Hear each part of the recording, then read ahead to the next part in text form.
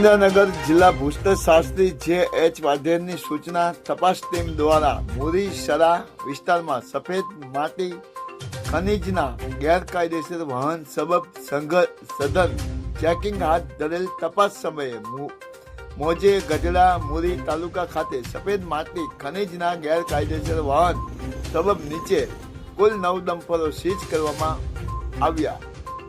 GJ 13AW7169 વાહન માલિક વિક્રમભાઈ રબારી રહે મોરબી.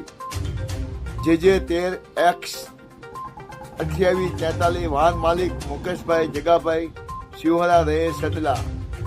મુદ્દામાલ 30 લાખ. રણછોડભાઈ રહે સાયલા મુદ્દામાલ 30 લાખ.